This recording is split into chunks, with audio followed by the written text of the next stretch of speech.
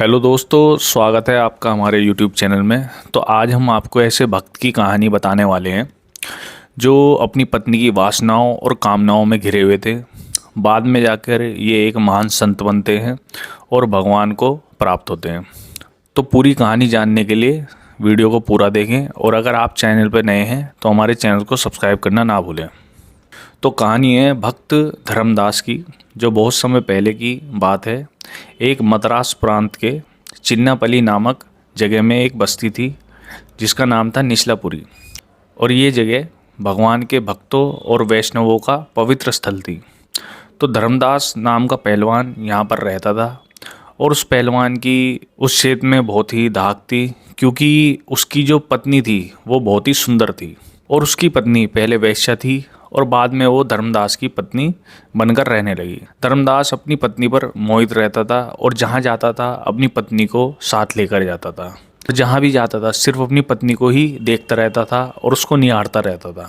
बैठते उठते चलते हर तरीके से वो सिर्फ अपनी पत्नी को ही देखता रहता था। तो ना तो उसका किसी काम में ध्यान था, वो सिर्फ अपनी पत्नी के ही आगे पीछे घूमता रहता था। तो वहीं पर चिन्नापल्ली के पास श्री रंगनाथ जी का मंदिर था, और सालों में कई बार भगवान के महोत्सव वहाँ हुआ करते थे, और लाखों लोग वहाँ पे रंगनाथ भगवान के दर्शन करने आते थे।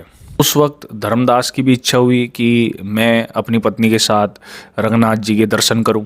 तो फिर पति पत्नी अपने नौकरों के साथ रंगनाथ मंदिर में दर्शन के लिए पहुंच गए। तो धर्मदास मंदिर के सामने पीठ करके अपनी पत्नी के मुख को देखता हुआ मंदिर की तरफ चल रहा था, और धर्मदास हाथ में छाता लिए अपनी पत्नी को धूप से बचाने के लिए इधर उधर उसके घूम रहा था। तो रास्ता ऊंचा है या नीचा है उसे किसी चीज़ का होश नहीं था, बस वो अपनी सिर्फ पत्नी को ही देखता हुआ मंदिर की तरफ बढ़ रहा था। उस महोत्सव के समय श्री रामानुजाचार्य रंगजी मंदिर में निवास कर रहे थे, और वो भी अपने शिष्यों के साथ मंदिर की तरफ जा रहे थे। तो वहाँ के लोगों के लिए धर्मदास का ऐसा करना कोई विशेष बात नहीं थी, पर रामानुजाचार्य के लिए एक ये नया दृश्य था। तो उन्होंने उसको देखा और फिर अपने शिष्यों से कहा, ये कौन है जो ऐसी निर्लजता दिखा रहा है। फिर उनके शिष्यों ने कहा कि ये धर्मदास नाम का पहलवान है, और ये उसकी पत्नी है, और ये उसकी पत्नी पहले वेश्या थी, फिर इन्होंने शादी कर ली और अब ये साथ में एक दूसरे के साथ रहते हैं। फिर रामानुजाचार्य ने अपने शिष्यों से कहा कि तीसरे पैर इस पहलवान को हमारे मठ पर बुलाओ, और हो सके तो इसको ये संदेश अभी देकर आओ।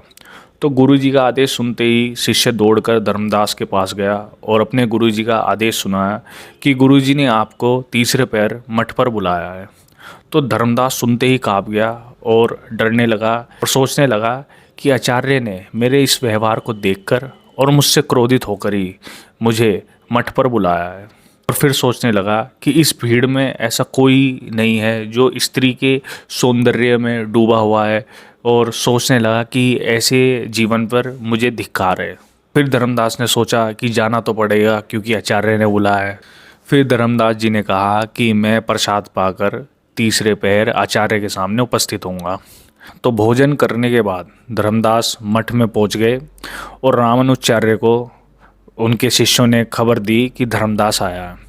फिर धर्मदास ने गुरुजी को दंडवत प्रणाम किया और वह हाथ पैर जोड़कर खड़े रहे। फिर रामानुजाचार्य ने कहा, तुम हाथ जोड़कर क्यों खड़े हो? हमारे पास बैठो और मुझे तुमसे कुछ पूछना है। हम तुमको कोई दंड नहीं देंगे। फिर रामानुजाचार्य धर्मदास से पूछते हैं कि तुम उस स्त्री को लेकर ऐसी निर्लजता प्रवृत्ति करते हुए क्यों घूमते हो? सच सच बताओ, मैं तुम्हें कोई दंड नहीं दूंगा। तो धर्मदास कहता है, मैं उसकी सुंदरता पर बहुत मोहित हूँ, उसकी सुंदरता के कारण मुझे कुछ और नहीं दिखता। और कहने लगा, आचार्य आप जो चाहे करो, पर मुझे उससे दूर होने के लिए मत बोलना। फिर रामानुजाचार्य कहते हैं कि उससे अगर कहीं गुना सुंदर मुखड़ा अगर मैं तुमको दिखाऊं तो क्या तुम मेरी बात मानोगे? तो फिर धर्मदास कहता है, अगर उससे ज़्यादा सुंदर मुखड़ा देखने को मिले तो मैं उस स्त्री का त्याग करने के लिए तैयार हूँ। फिर स्वामी जी ने कहा कि हम नहीं चाहते कि तुम उस स्त्री का त्याग करो, पर हम ये चाहते हैं कि तुम ऐसी निर्लजता का त्याग करो। धर्मदास ने कहा, मुझे स्वीकार है, आप जैसा कहेंगे मैं वैसा करूँगा। फिर स्वामी जी ने कहा, अभी जाओ और कल आरती के समय मंदिर में हमसे मिलना और अकेले आना, हम वहीं तुम्हारा इंतज़ार करेंगे। तो धर्मदास घर पर पहुंचा और अपनी पत्नी को सारी बात बताई और कहा, स्वामी जी ने मुझे आरती में एकांत में बुलाया है।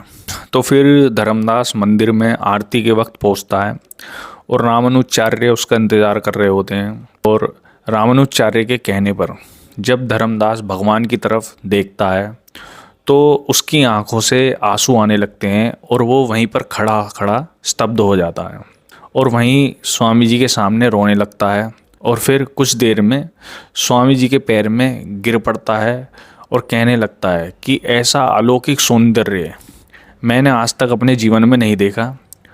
और उस स्त्री का सौंदर्य इस अलौकिक सौंदर्य के सामने कौड़ी के समान है। और कहने लगा, आप जो कहेंगे मैं वो करूँगा, बस आप मुझे ये बताइए कि मैं ऐसे अलौकिक सौंदर्य का रोज़ दर्शन कैसे कर पाऊँ।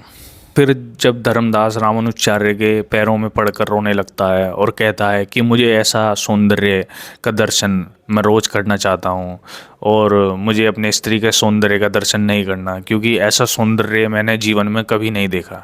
फिर रामानुजाचार्य उसे दीक्षा देते हैं और उसके जीवन का कल्याण करते हैं।